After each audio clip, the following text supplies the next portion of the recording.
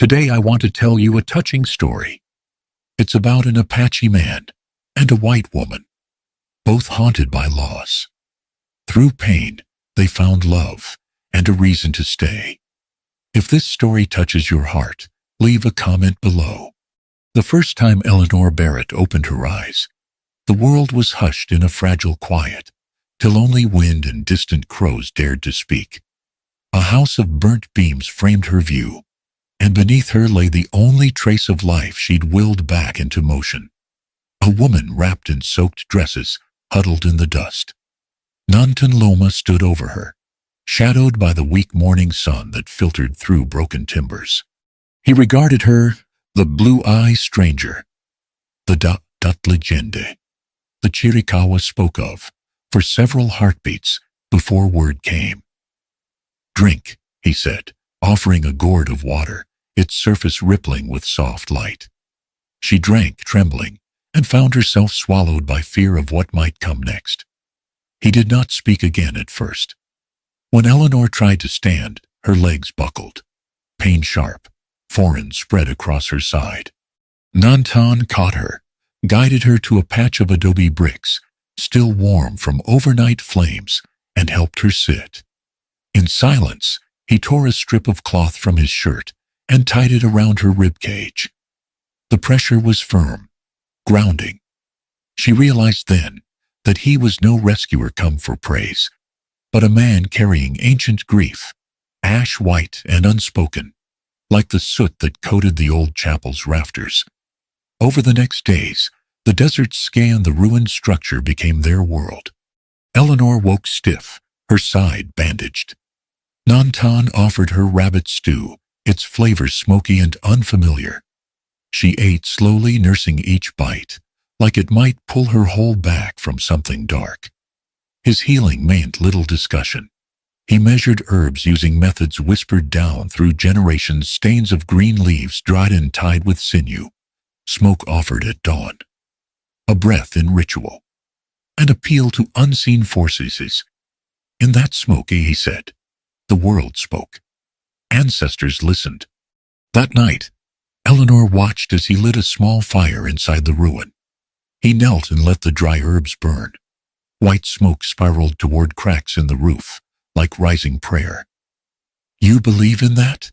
she whispered. His eyes glowed, reflecting flame. "Usan," he said quietly. "Creator." It was then she understood. He did not simply survive, he carried his people's stories in each breath. There was mourning, yes, for a wife and child lost in Fort Bowie's captivity. But there was also a promise not melodramatic, but steadfast as certain as earth. Days passed by, that measureless time, where fear fights to dissolve. Eleanor began remembering. She remembered the reason she fled. A husband-to-be who loved her as one loves what one owns. Political contracts, cold halls, and a wedding she never wanted. Nantan listened in the evenings, tending his fire, or gazing into the embers while she spoke. His silence was not judgment, it was patience. He spoke only once. "We carry two roads, the one we walk and the one behind us. You still carry your road, don't let it blind you to this one." When their words ended, Eleanor recognized her road had led her here. But perhaps this road might become something she wanted too. One afternoon, light burned hot through the ruins' gaps. Eleanor crawled toward the edge of what remained of the altar, where carved symbols had turned to ash. She knelt in that dust. "I'm not sure what's real anymore," she said. He joined her, placing a hand in the dirt. "The land remembers us. We forget. The land whispers for us to remember." Silence shattered between them. But it was not uncomfortable. It was healing. When she finally stood weak but deliberate, he offered his arm. She accepted, and for a moment, they walked side by side through the skeleton of the chapel. Outside, the desert waited, sprawling in gold and orange wrappings that refused to look away. And between them stretched a quiet horizon, fragile, waiting to be built into something more. The desert has its own way of marking time, not in hours or days, but in wind, dust, and the way shadows grow long and thin before vanishing. For Eleanor Barrett, time unfolded in small moments, the rasp of bandages being changed, the unfamiliar taste of wild onion broth, the soft scuff of moccasins on stone floors. She'd stopped asking when they were leaving, or why he hadn't taken her to town. The truth settled over her, like a fine layer of grit. This ruin, this man, and the slow rhythm of survival were all she had for now. Each morning, Nantan rose before light. He moved with deliberate silence, stoking embers, boiling water, stepping out to listen to the land. Eleanor began waking earlier too, learning to read his rituals not through words, but through motion and stillness. On the 5th morning, she limped out to the broken archway and found him crouched by a patch of sagebrush. He held a thin strip of hide between his fingers, threading it through beads carved from bone. He didn't look up. "Medicine charm," he said, "for sleep." She sat beside him, breath shallow.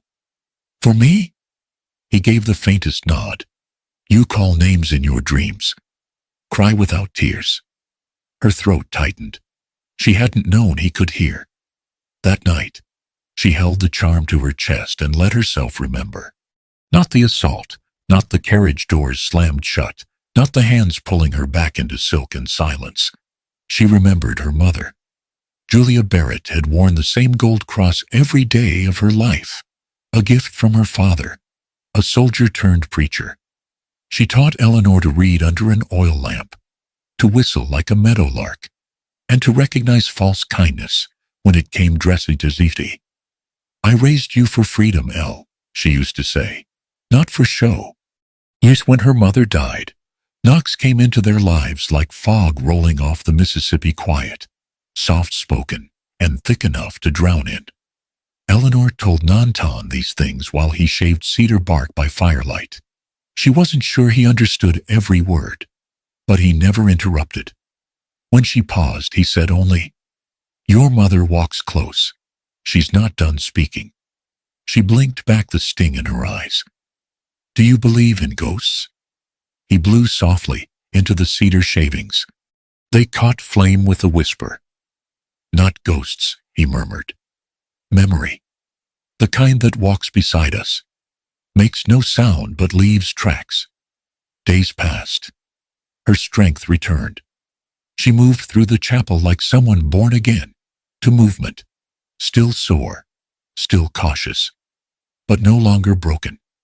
Nantan showed her how to heat flat stones for warmth, how to find sweetwater roots beneath racked earth. He said little, but watched her with the patience of someone who'd seen too many things die too fast. Then, one cloudless afternoon, she asked to hold his knife. He studied her a moment before handing it over, hilt first. She held it awkwardly, hands trembling. After a few tries, she managed to skin a prickly pear.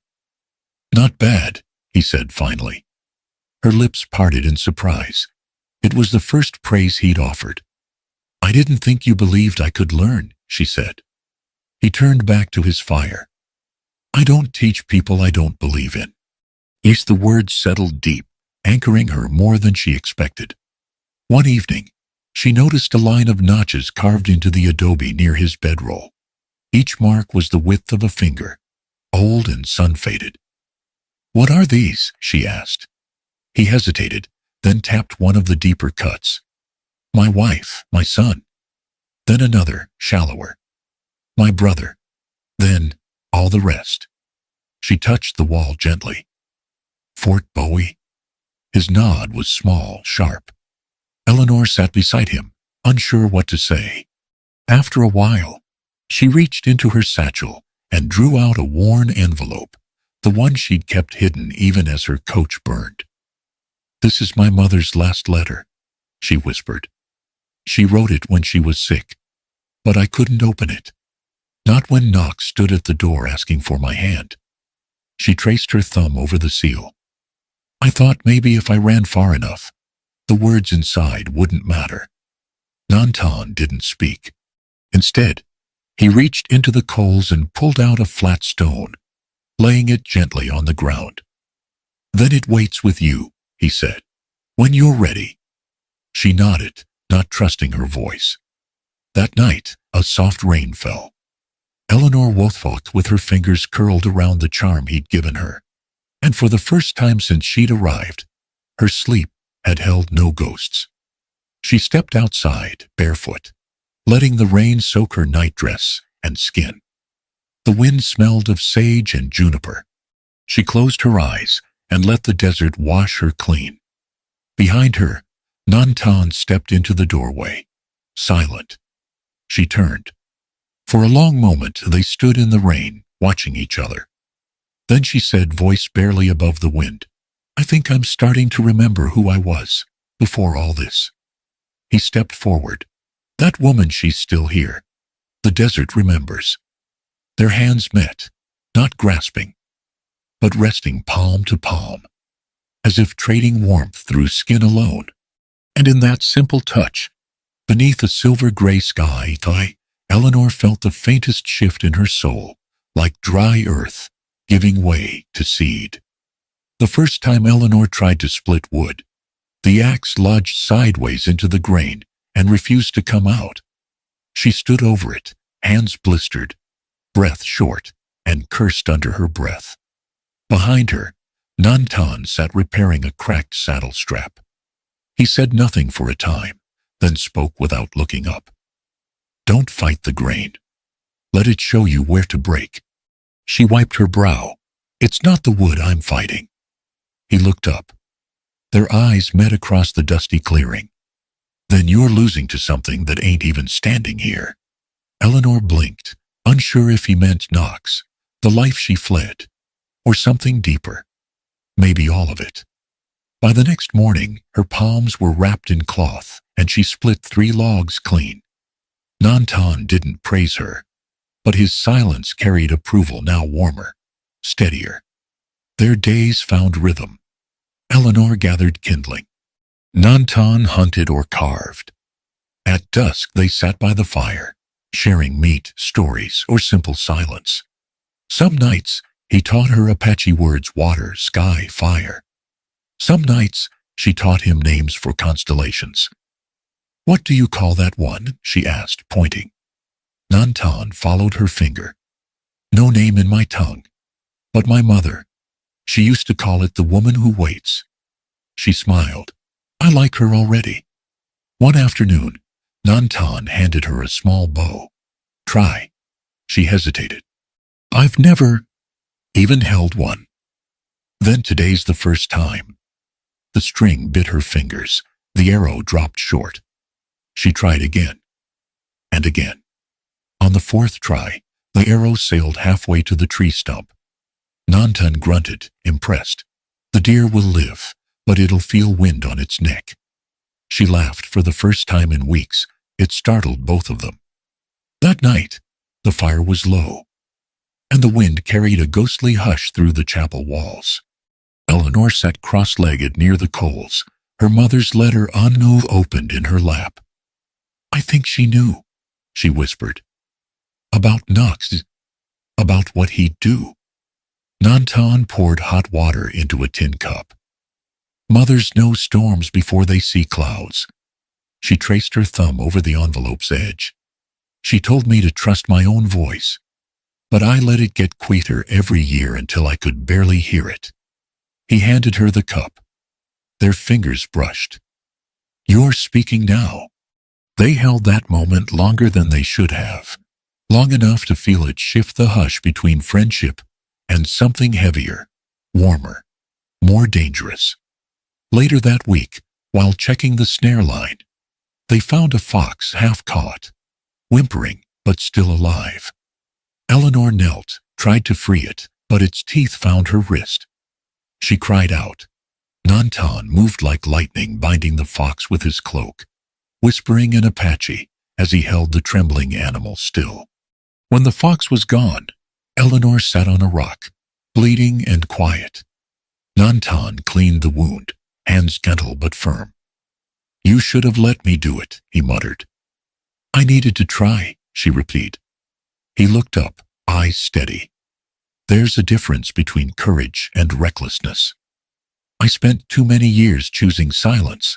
I'd rather bleed than go back to that. He said nothing, but he didn't let go of her wrist even after the bleeding stopped. That night, Eleanor stood at the edge of the ruin, watching the moon rise over the mesa. Nantan joined her, bare-shouldered and quiet. "Why do you stay here?" she asked. "This place is half broken, half forgotten." He nodded toward the sky. "Everything I lost is buried under this horizon. If I leave it, I leave them." She touched his arm. "Maybe they're not buried. Maybe they're waiting to be remembered." He turned to her, and something in his gaze broke free, something unguarded. "You've walked where only my silence lived." Then, with no warning, but the ache in the air, he kissed her. It wasn't urgent or desperate. It was a surrender, a careful, reverent letting go. Her hands found his shoulders. His breath caught. And for a moment, all that was broken didn't matter. In the morning, they didn't speak of it.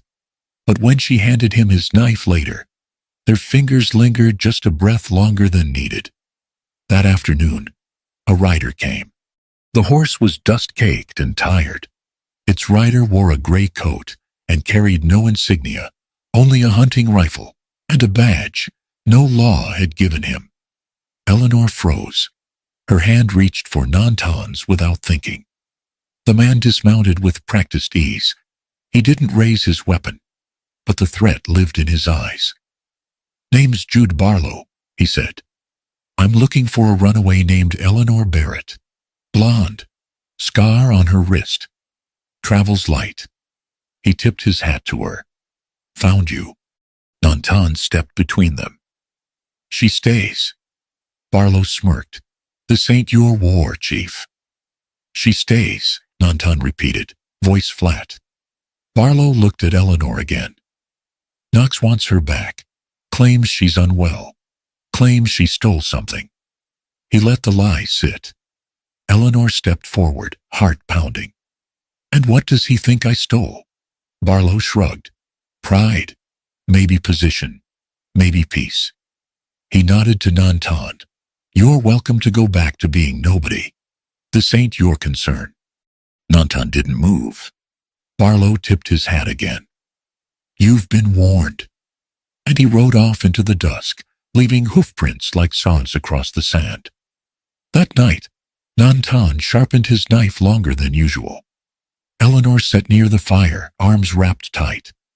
"He'll come back," she whispered, "with more." Nantan nodded. "Yes, I shouldn't have brought this here." "You didn't bring trouble," he said. "You brought choice." She looked at him. "And what choice do we have?" He fed more cedar to the fire. The smoke curled upward like a question to the stars. "We can hide," he said, "or we can make them remember that not all spirits stay buried." Rain came hard the next morning. Not the soft whisper of monsoon drizzles, but sharp, wind-driven sheets that bent the mesquite trees and rattled the roof of the old chapel, like bones in a drum.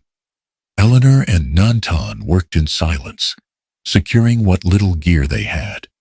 He moved with the calm precision of someone who'd lived through worse storms inside and out. She followed his lead, but her hands trembled when they tied the horse's ears. "Barlow will bring more," she said. "Real men this time. Guns, badges, or something close enough." Nantan nodded. "He rides for coin. Knox pays well." Eleanor gripped the edge of the wooden table until her knuckles blanched. "I should run again. You shouldn't be caught in this." He turned slowly. "You still think this is just your story?" That stopped her.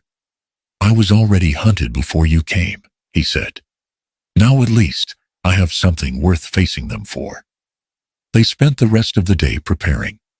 Nantan showed her how to set up perimeter snares, not for killing, but to warn them if someone crossed the ridge. He drew a map in the dirt of the canyon's layout, highlighting blind spots, boulders that echoed shots, and narrow passages they could defend. We won't win if they come 5, 10 strong, he said, but we'll slow them. Long enough for what? She asked. He looked at her. Long enough to choose how we live. And how we die, Eleanor thought, but didn't say it aloud. That evening, Nantan brought out something wrapped in deerskin, a pouch of dried plants, tiny clay beads, a strip of bark etched with symbols. What is it? She asked. A ritual for choosing, he said. In my mother's tongue, it's called Nanili, a way to ask the smoke what path is true. Eleanor raised an eyebrow. You believe it'll answer? Nantan smiled, not with mockery, but the sadness of someone who had once hoped the world worked by clearer rules. The answer isn't always words. Sometimes it's what you feel in the stillness. She hesitated, then nodded. Then show me. That night, they lit the fire in a stone ring. Nantan placed the items into the flame, whispering in Apache. Eleanor sat opposite him, palms on her knees, watching the smoke rise. She saw images not clear, not visions, but flickers.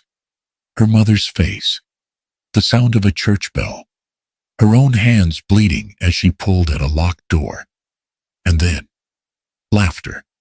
Not cruel, not distant. Her own laughter. And Nantan's, somewhere in the distance, warm as morning light. When the smoke thinned, she looked up. Nantan met her eyes. What did you feel? He asked. Like I wasn't running anymore. I was standing still, but it felt right. He nodded. Then we stay. The next day, Eleanor practiced shooting. The first shot jarred her whole body. The sound echoed through the ravine like a slap to memory. She dropped the revolver, covering her ears. I can't, she gasped. It sounds like... Nantan stepped forward, placing the gun back in her hands. It's not a memory. It's now. She tried again, missed wide. Then again. On the 4th shot, she hit a dried gourd. That'll startle a rider, Nantan said. I'm not trying to startle him. He glanced at her. Then aim with something more than fear. That night, she sat cleaning the revolver, hands no longer shaking. Nantan carved quietly nearby, shaping wood into the handle of a second knife. Their silence was companionable now, like 2 rivers running alongside each other, separate but in rhythm. 3 days passed. No sign of Barlow, but the wind changed. On the 4th night, Eleanor opened her mother's letter. She read it twice, then again. Inside was a single page, written in trembling script. If you ever run, Elle, don't let shame chase you. Let love guide you. And if you find someone who speaks in silence, hold on tight. I'll be listening in the smoke. Eleanor sat still for a long time, tears sliding down her cheeks. She didn't hide them. Nantan approached quietly, knelt beside her. You found your voice. She nodded. It was always there. I just needed someone to listen. That night, she crawled into his bedroll without speaking. He didn't ask questions. His arms opened. She pressed into the heat of him, heart steady now. There were no declarations, no promise, only the soft shared breath of 2 souls choosing the same road, no matter how narrow. At dawn, hoofbeats. Not just one. Eleanor and Nantan rose at once. He checked the snares 2 had been triggered. They took position. Eleanor behind a rock wall with her revolver. Nantan perched along the ridge with his bow. 5 riders, Barlow at the front. They approached cautiously, hands near their holsters. One wore a marshal's coat, but no badge. Another carried shackles. Eleanor's mouth went dry. Barlow called out, I said I'd come back. Knox doubled the price. Nantan called down, you won't get her.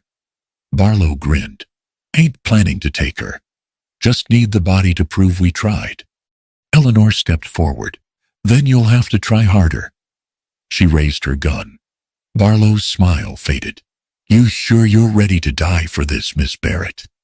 Nantan's voice echoed from above. She's not dying today. The standoff stretched long. Then Barlow raised his hand. 2 men dismounted. Shots rang out. But the desert was their ally. Nantan's traps worked. One rider fell screaming into a pit of sharpened sticks. Another's horse reared, tangled in wire. Eleanor fired twice, missed once, hit once. Her hand never wavered. Barlow took cover, bleeding from a graze to his shoulder. She ain't worth this, he shouted to his men. But no one answered. The last rider fled. One lay still.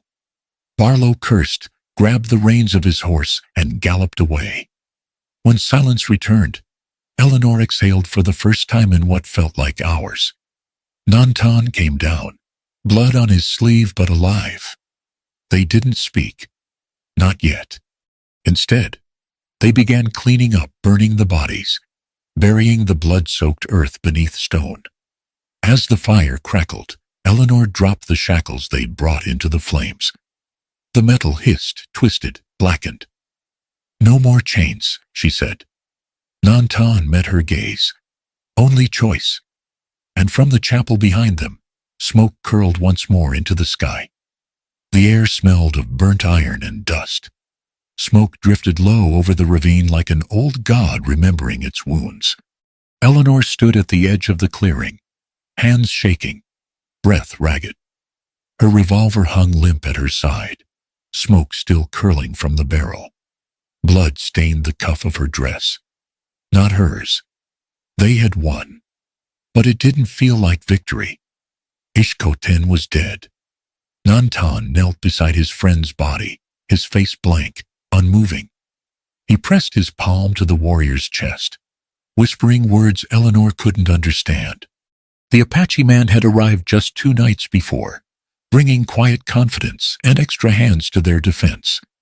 He had known the land better than either of them, had laughed low and racer, as though saving it for the right moment. And he had taken a bullet, meant for her. When Nantan finally rose, his hands were streaked with red clay and ash. He met Eleanor's eyes not with anger, but with a grief too old to scream. He gave his life because I chose not to run, she said, voice raw. Nantan shook his head. He gave his life because he believed in what we stayed for. They buried Ishkoten under a mesquite tree on the hill, where the roots ran deep and the birds still remembered how to sing. Nantan performed the death song alone, his voice steady but hollow, like wind through a dry canyon. Eleanor lit the sage bundle with trembling hands. She didn't know the words, but she felt the meaning. Each breath of smoke was a thank you, a letting go, a prayer that the man's soul would not wander west in a world that had never made room for his peace. When the fire burned down to white bones and glowing stones, they sat beside it until dawn. No one spoke of tomorrow. The days that followed fell into quiet rituals. Eleanor tended to the horses, though one limped from the skirmish. She mended what clothes she could. Nantan hunted less, spoke even less. His silence returned not cruel, not distant, but wounded. She left him space. But space has a way of echoing. One evening, she found him at the chapel's threshold, carving something into the beam above the doorway. She stood beside him and saw a new mark, a line deep and clean, next to the others.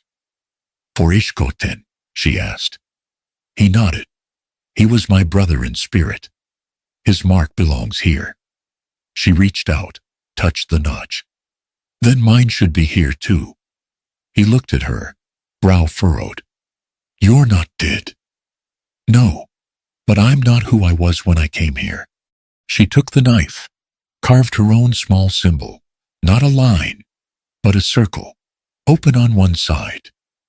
For becoming, she said. He stared at it a long moment.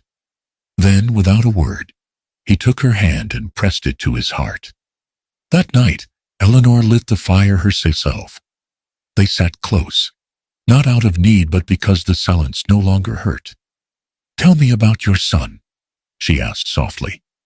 Nantan didn't flinch. "His name was Lansa. It means Red Hawk. He was born in winter. Too small, but strong." He paused. "They took him from my wife's arms. Said it was for peace. Said Apache children needed to be civilized. He didn't survive the winter." Eleanor's hand gripped his.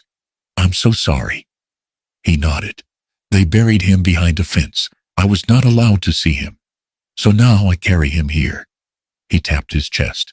"And here." He pointed to the stars. In the quiet that followed, Eleanor reached into her pack and brought out a small cloth bundle. Inside was a medallion worn silver, shaped like a flower. "It belonged to my mother. She wore it the day she died." She placed it in his palm. "Keep it. If something happens to me, you'll have a piece that remembers." Nantan didn't close his hand. "Nothing will happen to you." She smiled. "You can't promise that." "Then I promise I'll remember." The next morning, the wind shifted. Nantan walked the ridge. Eleanor cleaned the rifles. Their lives had changed closer to battle than love, but there was no regret in either of them. Not now. As the sun dipped low, they saw movement in the valley. 2 riders.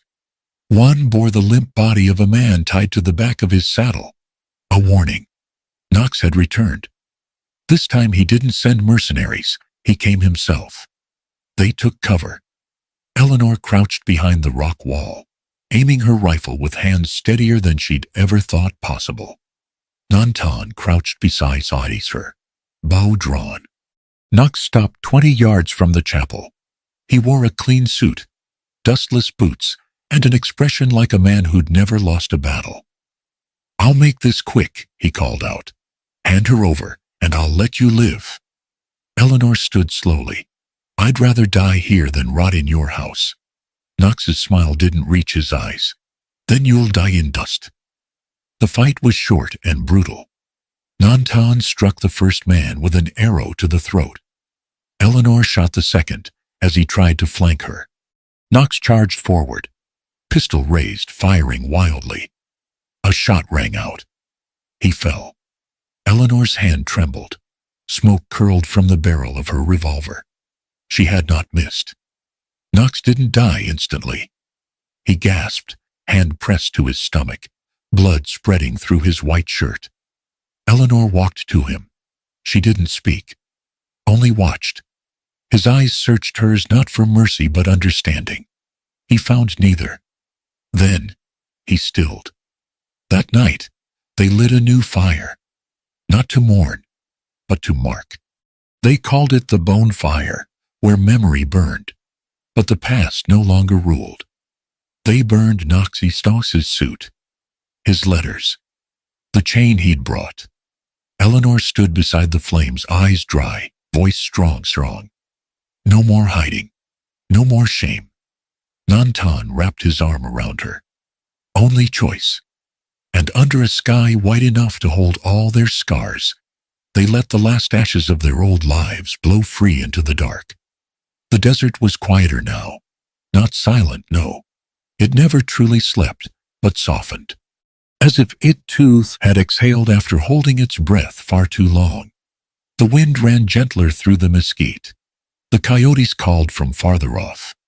Even the stars seemed closer, like elders leaning in to hear the final verses of an old song. Nantan stood outside the chapel, sharpening a blade against stone. Not for battle, not anymore. For carving, for shaping wood and leather, and a life not born of escape, but of choosing. Behind him, from within the worn stone walls, came the low, steady hum of Eleanor's voice. She was reading aloud, and slow to a young boy, seated cross-legged in front of her. A boy with chestnut hair, dust on his cheeks, and eyes like winter smoke. His name was Ishkoten Barrett Loma. Born 8 months after Knox fell, he had come into the world with fists curled and lungs full of protest. He bore the names of the fallen and the living, the brother in spirit who died for them, the mother who rose from her past, the father who learned to love in silence. He was two now, quick with feet, quicker with questions. Eleanor taught him letters beside the altar stone, not to make him civilized, as others once tried with Apache children, but to make him free, free to name his world, to question it, and to find his voice early before someone tried to take it from him. Nantan had become something else too. Not a warrior, not just a father. He'd begun carving saddles again, fine ones, simple but sturdy, and folks from miles around came for them. Not many spoke openly of his past, but they knew the stories. They saw the quiet pride in the way he held his son, or the care in how he built each new saddle tree, and they respected him for that. Some even called him the man who made peace with smoke. The chapel had changed. Its walls stood firm again, mended by stone and sweat. The roof still creaked, but no longer leaked. Inside, Eleanor had hung cedar bundles in the rafters, and Nantan painted sun symbols near the entrance. They didn't call it a church. They didn't need to call it anything. It was theirs. A place to remember, to begin again, to forgive the earth beneath their feet and listen to the whispers of the past without letting them bind the future. One evening in late spring, as the sun sank behind the mesa and the wind carried that sweet blue dusk smell, Eleanor sat on the steps of the chapel, her skirt spread wide like a resting bird. She held a letter in her hands, creased and ink-faded. It was from a cousin back east. The kind one. The only one who had ever sent help when Knox still held the reins. "They ask where I went," she murmured. Nantan sat beside her. "What will you tell them?" She smiled. "That I found a place where the sky listens, and a man who doesn't need to speak loud to be heard." He nodded. She folded the letter, set it in the fire. The paper curled inward like a blossom. The ink blackened, then vanished. Only smoke rose soft, spiraling skyward, like a memory with no weight. That night, after Ishkoten fell asleep curled in a horse blanket beside the fire, Eleanor and Nantan stepped outside. They stood in silence, hands clasped. "Do you think they see us?" she asked. "Your mother, my mother, the others." He looked up. "If they do, they know we're not ghosts." She turned to him. "What are we then?" He pulled her close, smoke that found form again. In the months that followed, they kept building. A stable, a lean-to, a small room with shelves where Eleanor taught local children who came by mule and barefoot walk. Nantan made bows for their parents, each one signed with a single circle notched open on one side. And when strangers passed through, looking for directions or a place to rest, they found not a ruin, but a home. Not a warrior and a runaway, but two people whose eyes held stories too long for words. One summer evening, a rider came from El Paso, a woman this time. Dust-covered but sharp-eyed, she stayed for water and shade. As she drank, her gaze wandered to the boy drawing in the dirt. "Yours?" she asked Eleanor. She nodded. "You married?" Eleanor hesitated, smiled. "Not in the way you mean, but yes." The rider tipped her hat. "Looks like the kind of marriage more folks ought to have." And she rode on. That night, Nantan sat at the fire, polishing a carved wooden box. Inside, folded and wrapped in cloth, was the flower-shaped medallion Eleanor had once given him. She took it from his hands, thumb tracing the shape. "I think it's time," she said. "For what?" "To pass it down." He raised an eyebrow. "To who?" She looked toward their son, asleep again in his father's coat. "To the one who will remember both sides of the fire." And so, under a sky filled with stars old as sorrow and soft as hope, they handed the medallion to a sleeping child. He stirred, only slightly, enough to feel it warm in his palm, enough perhaps to dream of a world that had once burned and the smoke that rose soft above it all. Whispering Smoke ends here, with hearts not healed all at once, but mended slow and true. A place where love wasn't loud, but steady. Where peace came not from silence, but from listening deeply. Where memory, like smoke, didn't choke, but rose, soft and free.